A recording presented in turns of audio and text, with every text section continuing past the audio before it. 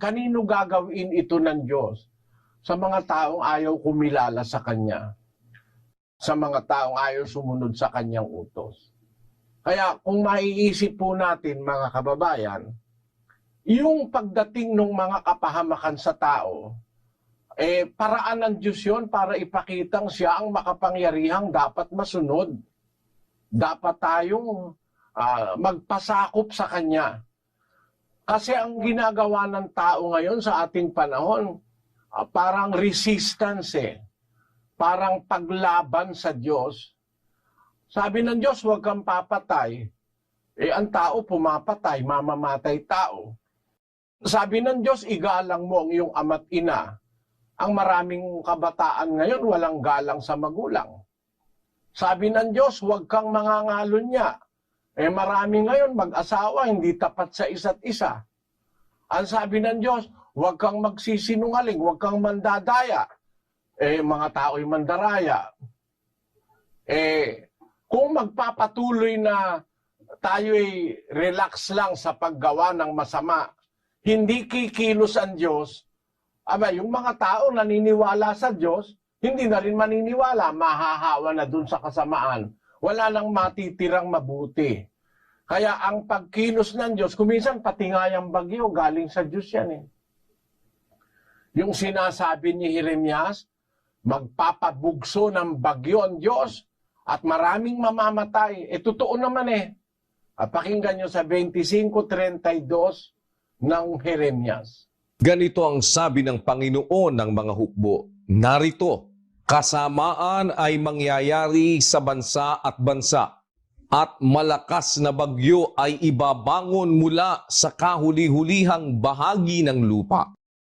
At ang mapapatay ng Panginoon sa araw na yaoy magiging mula sa isang dulo ng lupa hanggang sa kabilang dulo ng lupa. Sila'y hindi tataghuyan o dadamputin man o ililibing man, sila'y magiging dumi sa ibabaw ng lupa. Yung nangyari sa Leyte, sa Bisaya, hindi pa yan Kasi darating pa yung bagyo na yan na ang kanilang bangkay hindi na madadampot o ililibing man. Sa dami ng mapapahamak, wala nang maglilibing. Magiging dumi na lang sila sa ibabaw ng lupa. Ngayon, bakit ko po binabasa ito? Para takutin kayo, mga kapatid? Hindi po.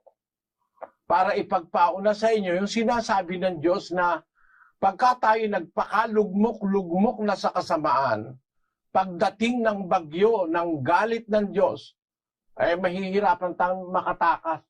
Gaya na nangyari doon sa Leyte at sa ibang parte ng Bisaya. Wala, kahit mayaman, kahit na may tungkulin, pag dumating yung galit ng Diyos, walang taong magliligtas sa'yo para ipakilala sa atin ng Diyos na makapangyarihan siya sa lahat, na dapat siyang masunod. Dahil hindi natin siya sinusunod, kaya dumadating ang bagay na ito, nagagalit ang Diyos sa tao. Kasi nawiwili na tayo sa kasamaan. Ikaw man, may anak ka, alam mo namang yung anak mo ay gumagawa ng mali, pagka mahal mo yung anak mo, pinagmamalasakit mo, papaluin mo para wag magpatuloy sa mali. Ganun po ang trato nating mga magulang sa anak. Sinasaway natin ang ating mga anak pagka mali na ang ginagawa. Ang paraan ng Diyos para sawayin tayo, kung minsan, inuutusan niya yung hangin, inuutusan niya yung tubig, nagpapalindol siya para maalaala mo, kaya lumilindol Nakita nyo? Basahin natin ang Job 9:5. Na siyang naglilipat ng mga bundok at hindi nila nalalaman pagka nililiglig niya sa kanyang pagkagalit. Na siyang umuuga ng lupa sa kanyang kinaroroonan at ang mga haligi nito ay nangayayanig. Kita nyo? Napayayanig ng Diyos ang mundo, ang lupa, dahil sa kanyang galit. Nagagalit ang Diyos sa kasama ang ginagawa ng tao. Makatwiran lang naman na magalit ang Diyos Kasi kung sasang-ayon siya sa kasamaan ng ginagawa ng tao, hindi niya ipaparamdam na meron siyang kapangyarihan, lahat na tayo, mamimihasa na tayong gumawa ng masama. maiimpyerno na lahat ng tao. Kaya para maiparamdam ng Diyos na siya ay nagagalit at hindi siya kumporme sa ginagawa at sa nagaganap ngayon, nagpaparamdam siya sa magitan ng lindol, bagyo, mga salot, mga sakit. Dalaga namang may Diyos. Ang Diyos nga ang pruweba ngang may Diyos, di nga tayo makalaban sa Kanya. Hindi nga natin siya pwedeng hindi pansinin eh. Pag umuuga na ang lupa kahit presidente, takot na eh. Ha? Kahit yung pinakamatapang na tao, pagka umuugan at naglilindol na, yan ang ibig kong sabihin. Yun po ang layo namin, mga kababayan. Maipaunawa sa inyo na ang Diyos ay totoo, mayroong Diyos. At kung meron man dumadating na kasamahan sa buhay ng tao, hindi natin dapat isisi sa Diyos. Ang dapat natin sisihin, yung katigasan ng ating mga ulo, hindi tayo sumusunod sa Diyos. Meron na nga siyang sinabing salita na pagka hindi ka susunod sa akin, eto ang dadating sa'yo. Pero pag sumunod ka naman sa akin, sabi niya, eto naman ang sabi niya. Basahin natin ang Deuteronomio 28:1. At mangyayaring kung iyong didingging masikap ang tinig ng Panginoon mong Diyos, upang isagawa ang lahat niyang utos na aking iniuutos sa iyo sa araw na ito, ay itataas ka ng Panginoon mong Diyos sa lahat ng mga bansa sa lupa. At ang lahat ng pagpapalang ito ay darating sa iyo at aabot sa iyo kung iyong didinggin ang tinig ng Panginoon mong Diyos. Magiging mapalad ka sa bayan at magiging mapalad ka sa parang. Magiging mapalad ang bunga ng iyong katawan at ang bunga ng iyong lupa. Yung kabaligtaran ng mga sumpa, yun naman ang darating pag susunod ka. Magiging mapalad ka sa bayan, magiging mapalad ka sa parang, magiging mapalad ang bunga ng iyong katawan, pati yung magiging anak mo. No? Tingnan ninyo ngayon, bakit merong mga bata, pagkapanganak pa lang, may mga autistic, may mga batang maraming mga diferensya. Isisisi mo ba sa Diyos yun? Ikaw may kasalanan Bata ang pagkapanganak, may hepatitis na. Paano? Kaya hindi ka nagkaroon ka ng hepatitis, nagkaroon ka ng AIDS. Hindi ka tapat sa asawa mo. Kung kani-kanino kang babae sumisiping, o kung kani-kanino ka naman lalaki nagpapasiping, nagkaroon ka ngayon ng AIDS. Ang Diyos ba may kasalanan nun? Bawal nga ng Diyos yun. Ang sabi ng Diyos, huwag kang mangangalon niya. Huwag kang magtataksil sa iyong asawa. Nagkaroon ka ng AIDS dahil sa kalikutan mo. Tapos ang Diyos ba ngayon ang may kasalanan nun? Yan ang hindi naiintindihan ng marami. Kung meron mang nagiging mga sakit ngayon ng mga bata, bagong panganak, butas ang puso, ang bagong panganak, yung bata meron ng disability, ang Diyos ba may kasalanan? Paano nung ipinagbubuntis mo yung bata, pinipilit mong ilaglag? Kaya nung lumabas, walang tenga. Umiinom ng pampalaglag.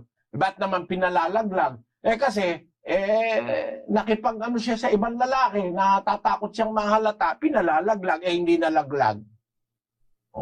Pati doktor katulong Pag hindi nalaglag, ipaparas pa naman. Ang gagawin yung bata, buo na, buhay na yung bata. Pagluluray-lurayin sa pamamagitan ng raspa. Mga nag-a-abortion. Kayo man ang Panginoon Diyos, di ba kayo magagalit na yung batang walang kamalay-malay papaluin mo, sisirain mo? Maraming ganyan ngayon mga kababayan. Masisisi nyo ba ngayon ng Diyos? Magpaalala siya sa mga nalalabing tao pa.